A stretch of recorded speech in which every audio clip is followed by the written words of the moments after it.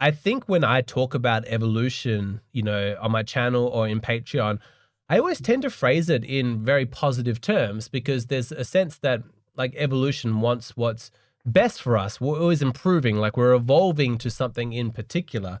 And I feel perhaps like I have been a little bit guilty of glossing over the darker side of evolution, or the more negative one, which is that really, like the idea of survival of the fittest is very brutal in all honesty. Like it's the idea that we're going to cull the weakness from our ranks, all the low quality, all the defective genetics, they're not going to get passed on. They're going to die from natural disasters or threats, or the women aren't going to sleep with the men aren't going to sleep with the women.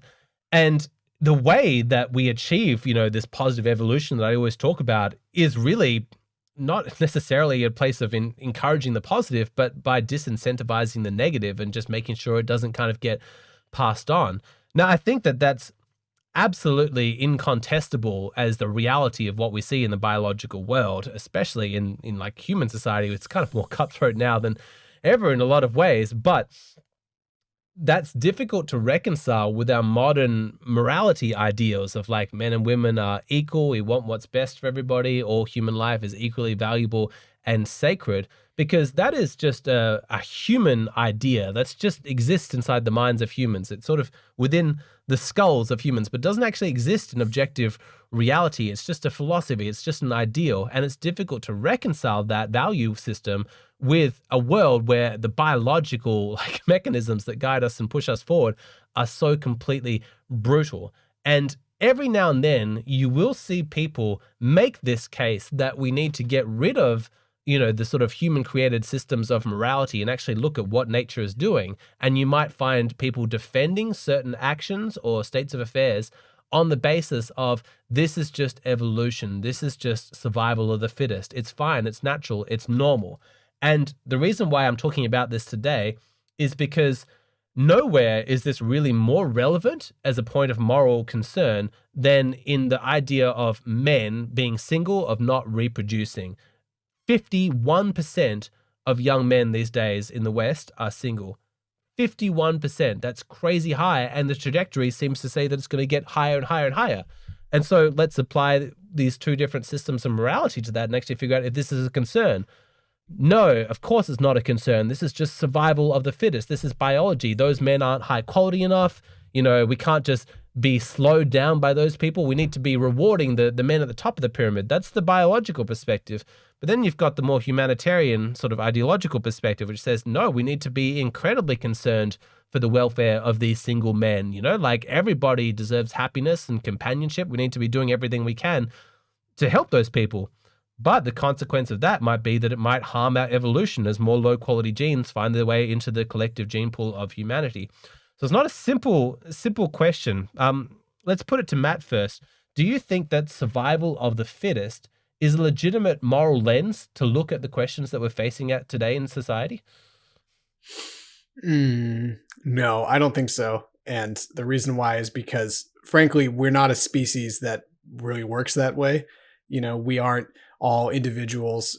We are individuals, but we aren't merely individuals who either succeed or fall on our own. We are essentially, we're a social species in a way that we don't quite rival ants or termites or these guys who are really, really social species. Hive but mind, we yeah. are in this. Yeah, we're not quite there, but we're not, I'm trying to think of an actual lone animal. It's hard to think of one off the top of my head. I'm sure you can come up with one. Orangutan males don't live in tribes. They wander and they live solitary examples. And they're one of our closest relatives. Yeah. So I always use orangutans. Yeah, very, very few men are like that. For the most part, we thrive and we will propagate much better. If the point of evolution is to send genes forward, there are more genes than just your own. Your family has a lot of the same genes you do. This is what, kin selection is. You can send, and then this is a much broader topic, but I don't want to say we're transcending evolution.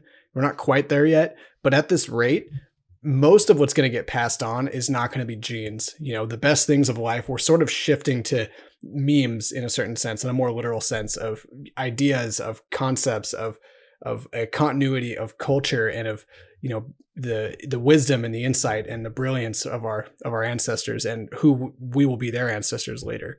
We're starting to play in that game. And so this idea of needing the best genes to move forward, I feel like it's almost obsolete. We're really starting to approach that edge, but this is very futurist. I think that's a fascinating point of discussion. I have so much to say about that, in that I definitely agree with you in most areas. There's one area I very much disagree with you, but I think that the people who get really obsessed with the genetics and the biology, that's when you start to enter very murky realms of like eugenics and breeding programs, and there's racist ideologies that often prop up. And I think that your focus on the meme evolution of humanity is definitely a lot more important. And for people who don't quite understand like the practical implications of what he's talking about, this is the way I understood like Matt's point, is that if you give me a genetically inferior child, but you raise them in an environment that's loving and nurturing and not going to traumatize them, and you have access to incredible creativity and works of art and intellectual stimulation, you will extract so much value from their genes. Like his genes will find such amazing expression that the fact that he's genetically inferior is irrelevant, because look how much we can do with the genes that he does have. Whereas if you take the genetically superior person and then you give them no schooling, no exposure to art, no socialization, the fact that he's got better genes is completely irrelevant. And I think that the environmental impact, like the nurture part of this argument, is absolutely massive. And so the focus rightly has shifted away from genetic superiority and those awful like Nazi kind of ideologies and whatever, and more shifted to, well, how can we do the best in our culture in order to give people, whatever their genes are, the most fulfilling life, become the highest quality people that they can. We don't quite live in that culture, but like that's what we're sort of pushing towards, at least on this channel. But one area... Can I add a piece to that? Yeah, so most of the culture, and I count myself as this, and I'm striving to step out of this realm, has a pretty impoverished view of how genetics actually works and what genes even are, and how their propagation goes. We think of the genes as like these static things that either succeed or fail, right? But genes don't exist in a vacuum. They are dependent on a context, and what are good genes and bad genes is so dependent on where you are and what your species is doing and what your culture is doing. And it's what really helps you thrive here will not work there, and vice versa. And so to even say that we know for a fact what good genes are and aren't, I mean, there are some easy cases like being born with none of your sense organs is probably not a good genetic lottery, right? But to think that someone being born with a certain type of personality or a certain kind of appearance or a certain kind of psychology, even this is being rebranded, people being on the autism spectrum, it's called neurodiversity now. And it's not just PC, like double speak to make everyone feel included. There's actually a lot of validity to the idea that a huge spectrum of possibility might find thriving fulfillment in just different contexts. And the point is not to weed out the bad genes. The point is just to figure out, oh, where do you go? Oh, you go there. Wow, look at that. You just took off. And I think a lot of genetics talk from people who have a really put people in their boxes kind of mindset, who are be attracted to the social Darwinist idea.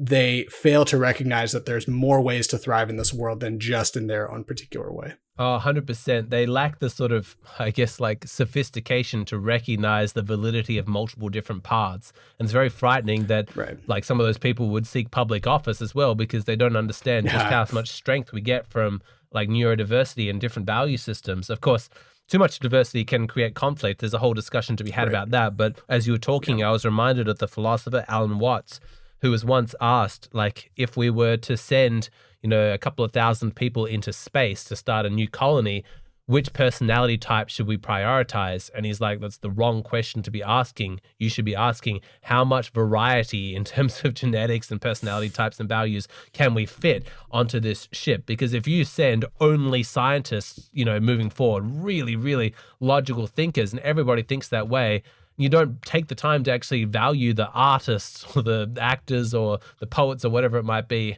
all the different personality types, you're going to end up with an extremely dull culture that's just going to eat itself. Is that you have to have that variety.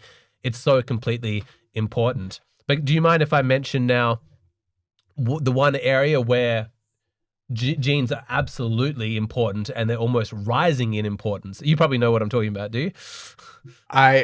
You rising in importance, you mean genuinely, or you are as perceived by the world? Genuinely, I think. I'm going to make the case. Let's hear it. Yeah, throw it at me. What do you got? It's the physical makeup. I think that as we become a lot more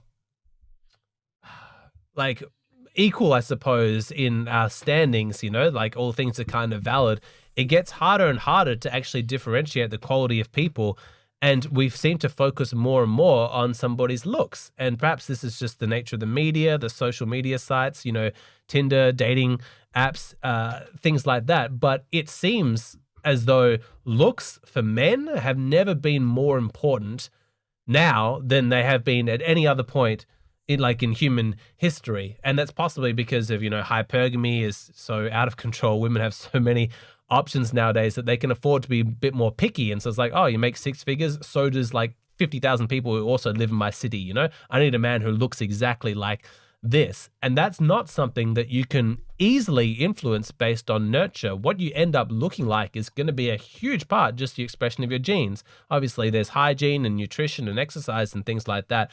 But fundamentally, some people are just born to be ugly and some are born to be beautiful. And that seems to be getting more important. And so that's a concern, I suppose. Like, I think that the rise of like black pill incel kind of communities is entirely predictable because you've got men now taking notice of the fact that women are noticing that and paying more attention to it. And it's not good because when you give men who are so used to being able to pull themselves up by their bootstraps and make something of themselves based on their accomplishments through dedicated will, effort, and talent, to place them into a world that's increasingly going to cut off options for them, especially in the dating market, based on their appearance, is running at odds with their own masculine instincts. And those instincts are going to turn increasingly frustrated and violent. And that's, I think, what we're seeing. I think we once before discussed this, but it's worth repeating. R-selected versus K-selected species. You remember that one? Yep. Yeah. So for those who don't know what this is, R-selected, there are two different types of kind of evolutionary strategies that we seem to have identified. R-selected is, think of rabbits, R-selected. It's abundant resources, not a lot of investment in offspring, especially on the part of the male, not a lot of monogamy going on, lots of predation. It's a live fast, die young kind of world, right? That's R-selected. And there's tons and tons of species that works just fine for them very clearly because they're everywhere. And then there's K-selected. And you think of like wolves, there's a lot of investment in offspring. There's a lot of bonding. There's a lot of, it's usually, there's things you can look at with physiology and with reproductive styles and all kinds of things. People try to make the case that we're more R-selected, more K-selected. Technically, we're more K-selected because we spend so much time investing in offspring and because we tend to pair bond a whole lot. But it's certainly possible to push in one direction. And I think that with the abundant, affluent world that we're advancing into, we might start to look more R-selected, in which case your hypothesis would probably start to collect some evidence that there are, in fact, more pressures to be superficially attractive because investment is becoming less necessary because it's just funded collectively by the hive. And so I wouldn't be surprised if we head in that direction. And whether or not that's better or worse, it's hard to say because humans are the most adaptable species that we know of. And so what is better for someone in one context might be worse for another in that same context. And so how you're actually dividing up collectively, is it better for us as a species or not? What is natural for us is actually quite up for debate still because we're so flexible cognitively. Yeah, 100%. It's remarkable just how different the sexual expression of various like human tribes can be. In that I've just read, I'm still reading a book about the Lewis and Clark expedition and the interactions they're having with the tribes, tribes that no white man's ever come across, and they're describing their sexual rituals, and it's like, wow, really? Like there was a tribe that did that. Like in the Rocky Mountains, there's a tribe called the Shusons. And as soon as the expedition of, soldiers with Lewis and Clark rocked up, they instantly started sleeping with all the Indian women.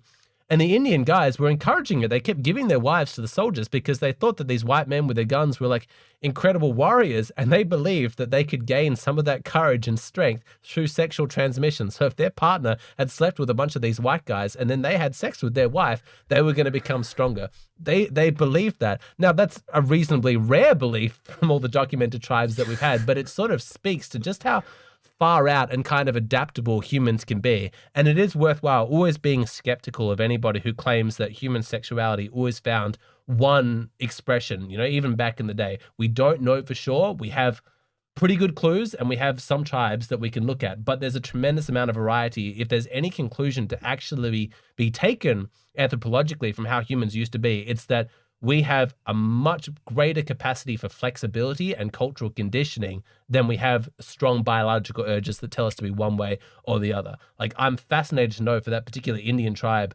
do they experience jealousy?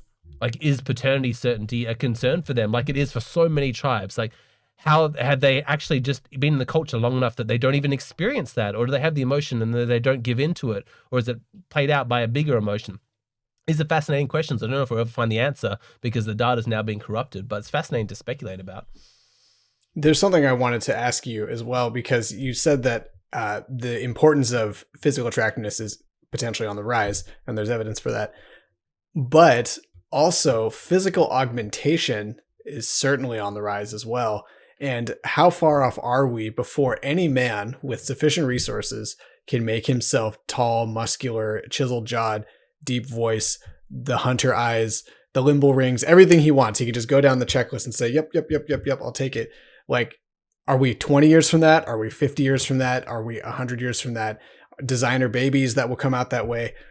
I'm starting to wonder if your lot, genetically speaking, is going to become less and less relevant because you can just change stuff, and everything in that same category for women. And if you don't really care about reproduction because it's all done in test tubes or all done, women are doing it externally, through robotic surrogates, then do you really care what they looked like before they had all their augmentation? And if you're living in VR half the time anyway, then you really don't care. And so I feel like we're coming to this discussion with this module of human psychology off of 10,000 years or more, much more, of living in the savannah or wherever we lived. Whereas, I mean, we're stepping into a potential utopia, dystopia, depending on which Black Mirror episode you've watched recently, that will completely shatter all of your intuitions and predispositions on how this is supposed to work. And it's hard to look more than 20 seconds out in the future at this point.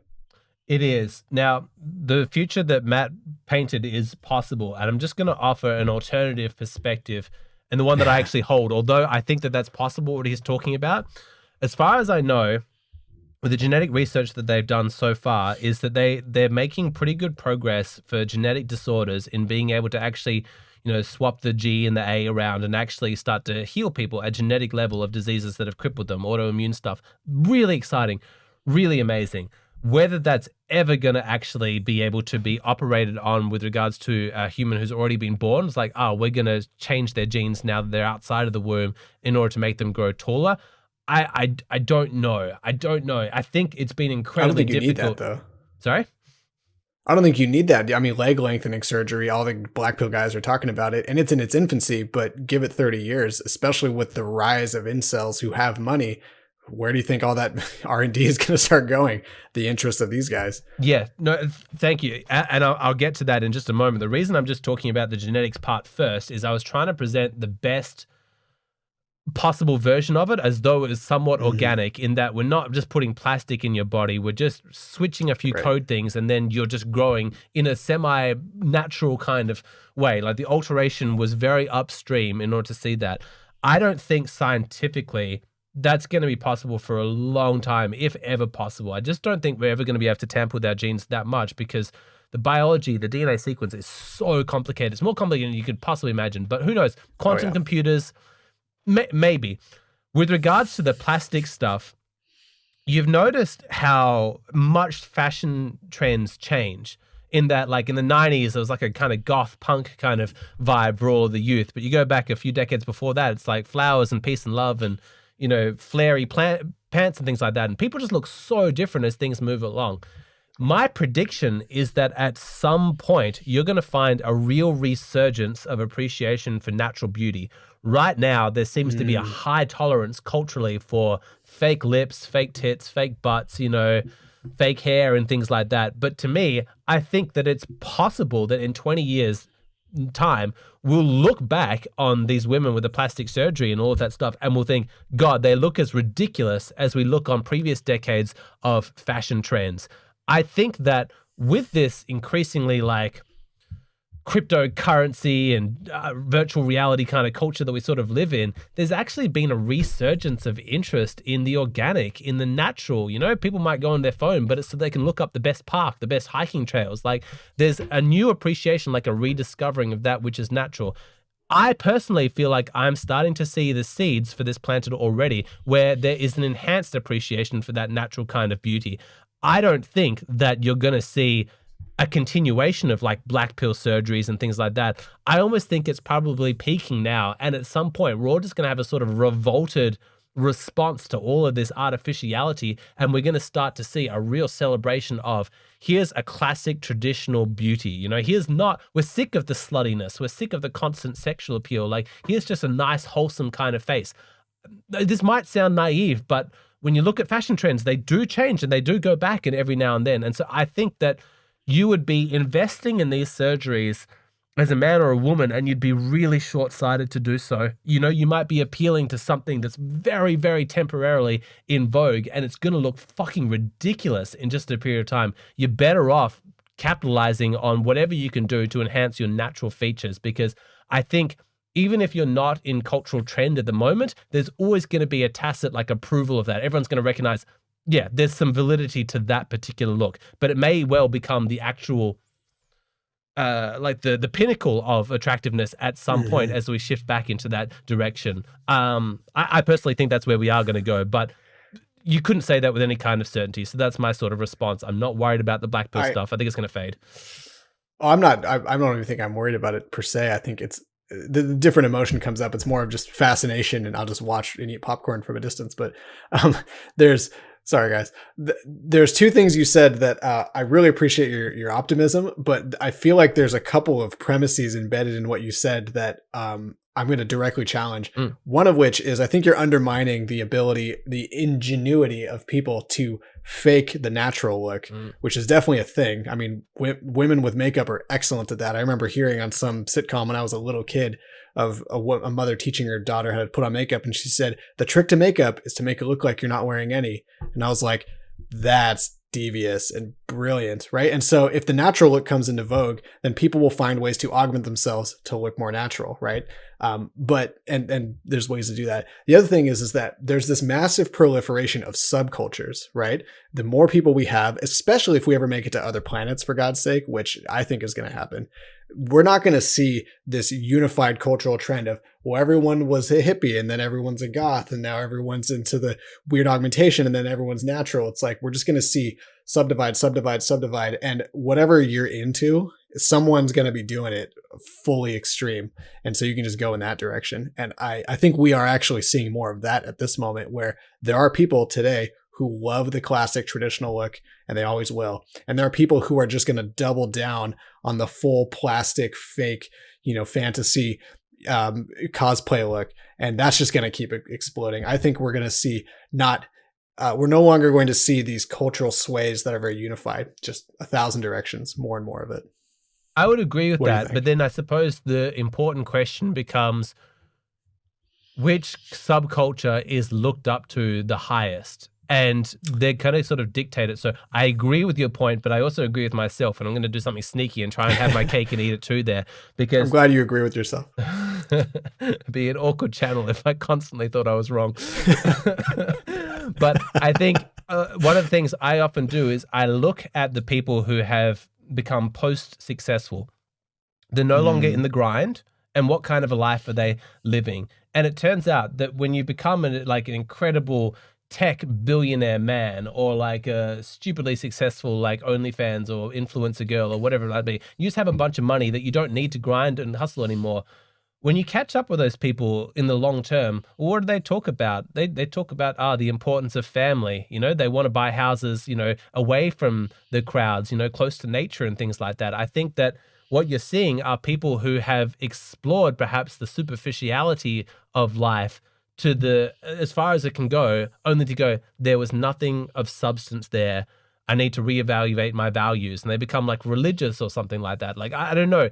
But I reckon that's the microcosm for what you're ultimately going to see on our planet, is that right now you're seeing a bunch of people explore the superficial and kind of doing it at a really rapid sort of rate. And I think at some point it's just going to be shown that the emperor has no clothes, that the people that you've been looking up to are fucking miserable. You know, they're going to have their social media breakdown. You're like, God, these are the people that I've been idolizing. I thought they were so happy. And then, you know, you flick your TikTok screen to the next one and you've got some TikTok mum, you know, who's homeschooling and living on a homestead with 6 children. And she seems really happy, like making her own beetroot juice every day. And like, right, maybe there's something else kind of to that sort of lifestyle. And to me, it's really important to look at where those trends are going and who the most successful people are. And what I have noticed is that the people who everyone used to look up for are increasingly talking about religion, they're talking about family, they're talking about therapy, they're talking about environmentalism. And I reckon it's going to flow downstream.